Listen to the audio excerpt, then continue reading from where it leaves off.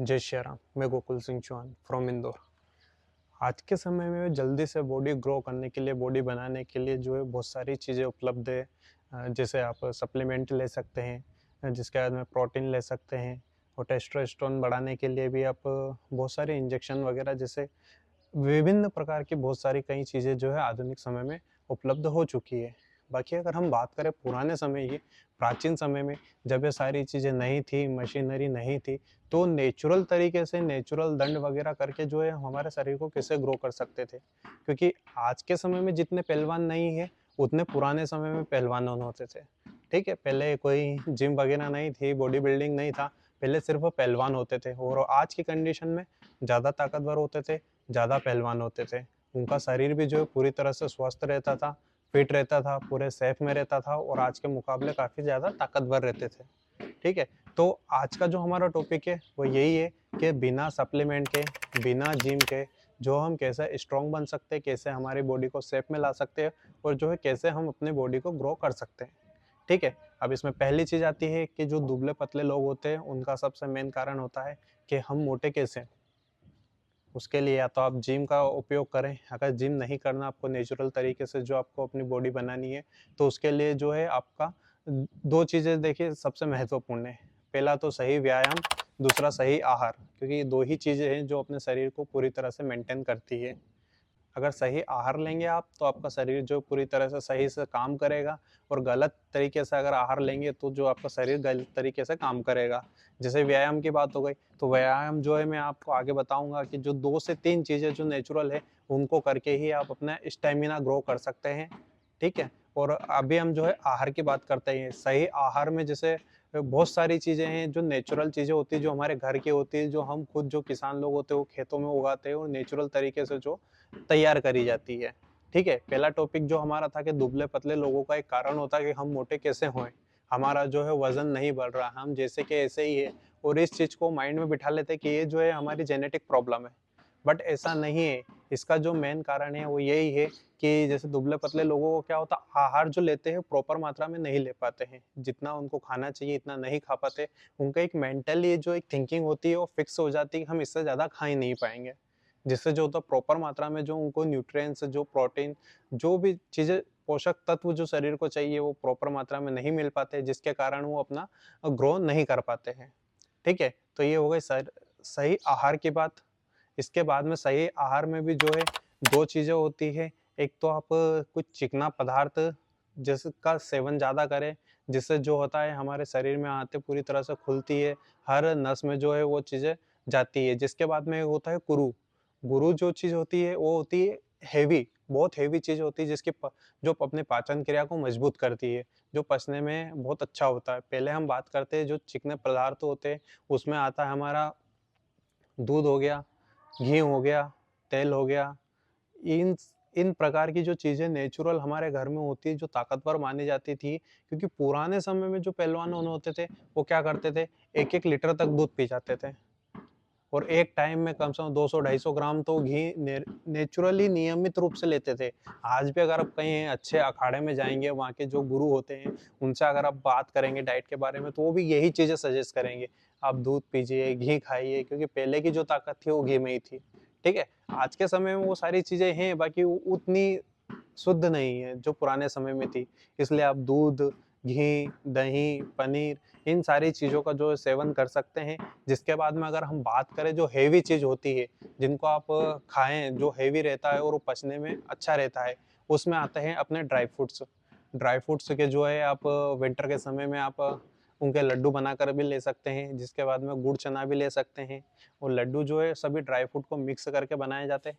हमने गाँवों में या सिटी में भी हमने सुना होगा कि प्रेगनेंसी के टाइम में जो है लेडीज़ों को खिलाए जाते हैं, या डिलीवरी के टाइम में जो है लेडीज़ों को दिए जाते हैं। उन चीज़ों को भी आप अगर अपने डेली रूटीन में, अपने डाइट में अगर उसको ऐड करेंगे, तो उससे जो काफ़ी अच्छा आपको रिज़ल्ट मिलेगा। उससे जो है आपका काफ़ी अच्छा वेट भी ग्रो होगा। ठीक है? और वेट जो है वो आपको मेंटेन करके रखना है अपनी ऐज के, अपनी हाइट के अकॉर्डिंग।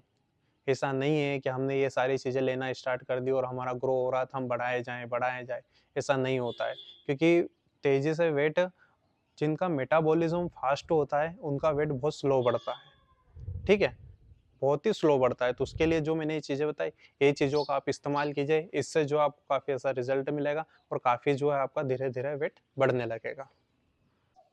इसी प्रकार की कुछ महत्वपूर्ण बातें थी जो आप अपने डाइट में ऐड कर सकते हैं। ये हो गई हमारी आहार की बात। अब जो हम करने वाले हैं व्यायाम की बात, कि हमें कौन से व्यायाम जो है रेगुलर करना चाहिए, जिससे जो है हमारा जो हम आहार ले रहे हैं वो पूरी तरह से हमारे बॉडी को प्रोटीन प्राप्त करे, उपलब्ध करवाएँ।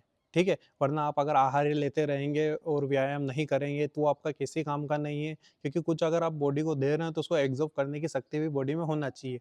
थकावट भी होना चाहिए, मेहनत भी होना चाहिए, जिससे जो है वो सारी चीज़ें डाइजेस्ट हो सके। ठीक है? तो चलिए अब हम बात करते हैं हमारे व्यायाम की।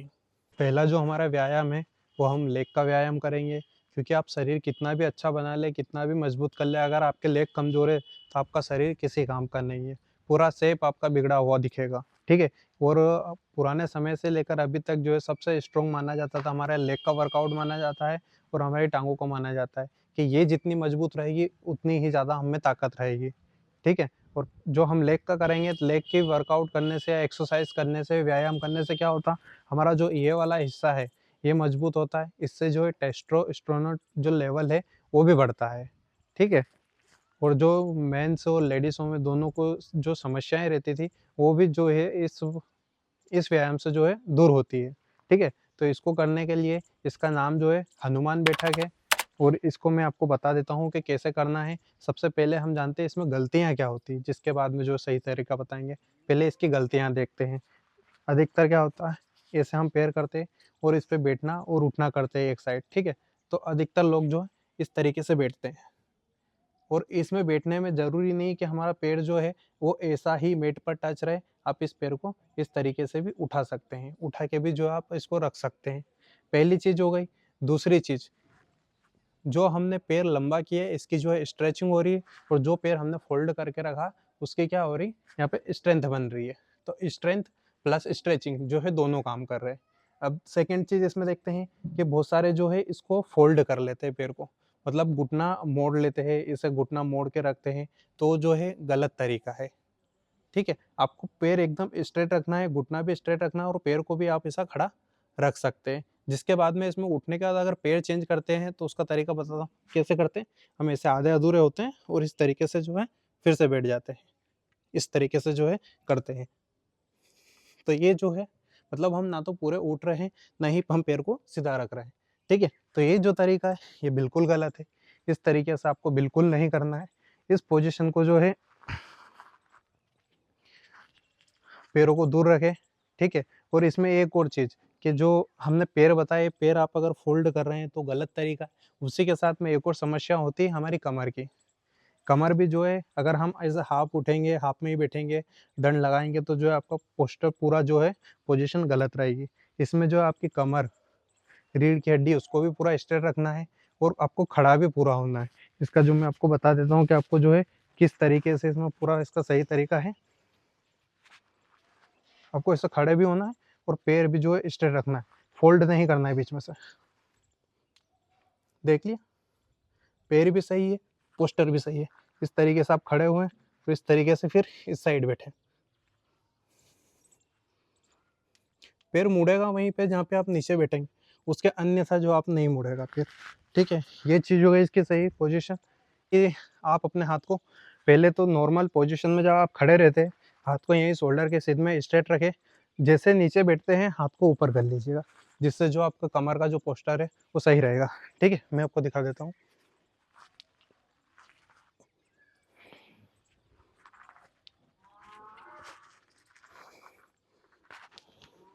इस तरीके से क्या होगा, आपके पैर भी सही रहेंगे और हाथ नीचे रहते तो कमर नीचे फ़ोल्ड होती। हाथ अगर स्ट्रेट रहेंगे तो हमारी कमर पूरी स्ट्रेट रहेगी। ये चीज़ें हो गई। इस तरीके से ही आपको बैठना, हाथ को ऊपर करना है।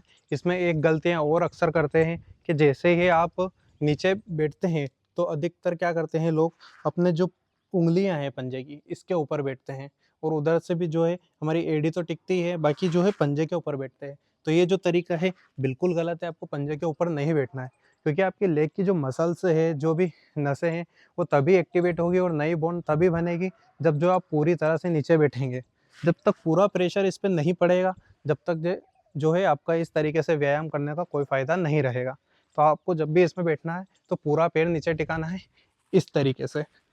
इस तरीके से जब तक आपको पूरा पैर नहीं टिकेगा ये व्यायाम अधूरा रहेगा, ठीक है?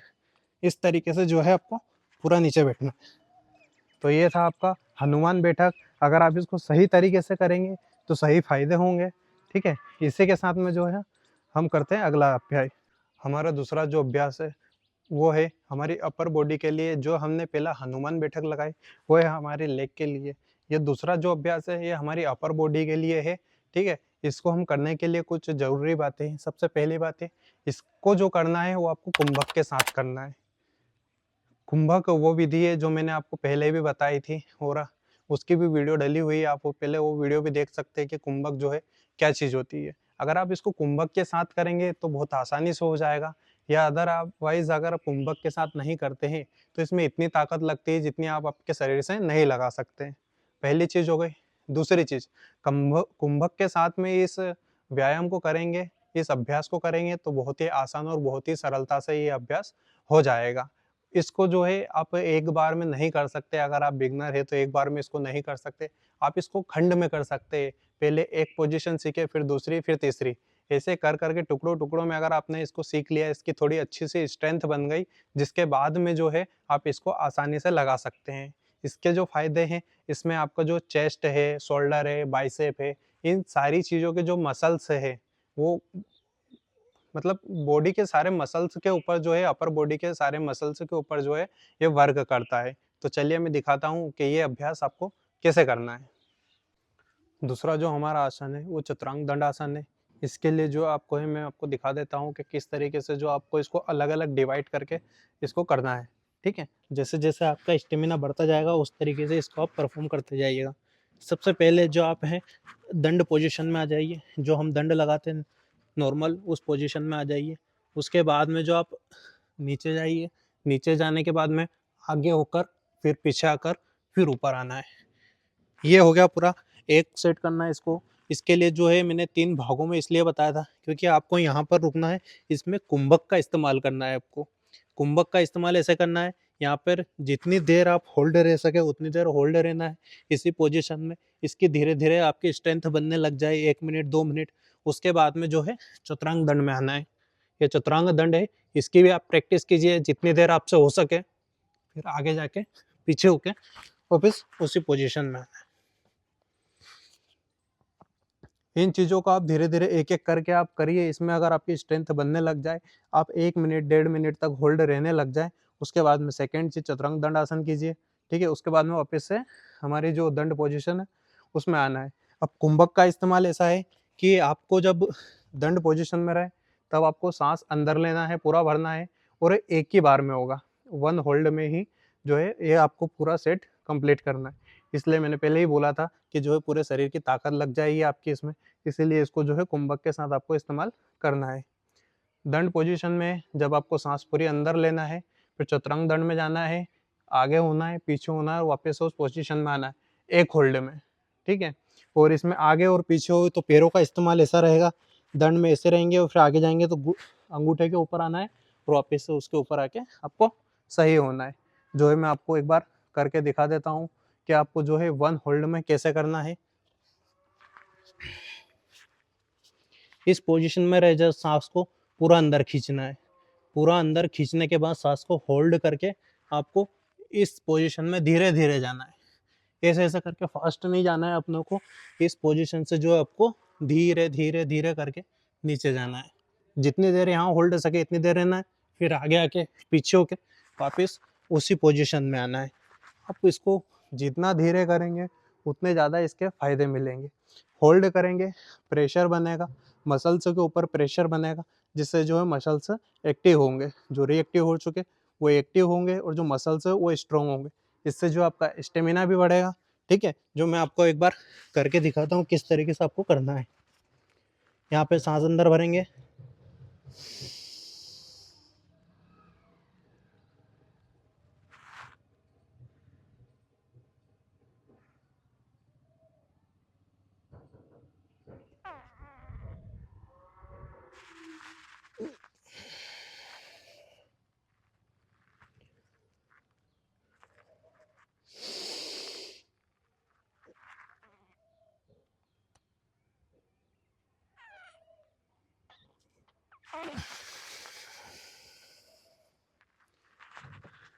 इस तरीके से जो है ये चीज़ को आपको करना है। पहले हमने बात करी थी हनुमान बैठक की, जो है हमारे लोअर बॉडी पर काम करता है। चतुरंग दंड है जो अपर बॉडी के ऊपर काम करता है। ये दोनों चीज़ें तभी सहज होगी जब जो आप आपका आहार प्रॉपर तरीके से लेंगे।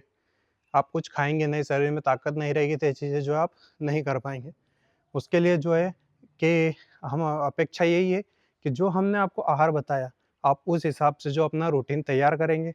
आप अगर ये 2 दंड भी अगर आप अपने रूटीन में करते हैं डेली, तो जिससे जो आपके शरीर को काफ़ी अच्छा फ़ायदा मिलेगा।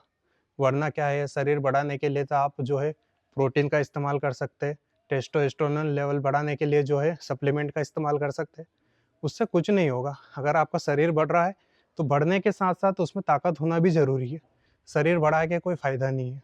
दुबला-पतला व्यक्ति होता है, उसमें भी ताकत बहुत होती है, तो वो काम का है।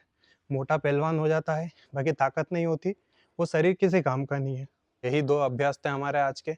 अगर इसमें कोई भी आपको अगर कोई डाउट होता तो कमेंट करके हमसे पूछ सकते हैं, ठीक है? ये और इसी प्रकार की जो है आप नेचुरल अभ्यास करेंगे, तो आपका शरीर जो नेचुरल तरीके से बढ़ेगा, नेचुरल ताकत आएगी इसके अंदर। और इसी के साथ जो है आज का हमारा वीडियो यहीं समाप्त होता है। जय श्री राम।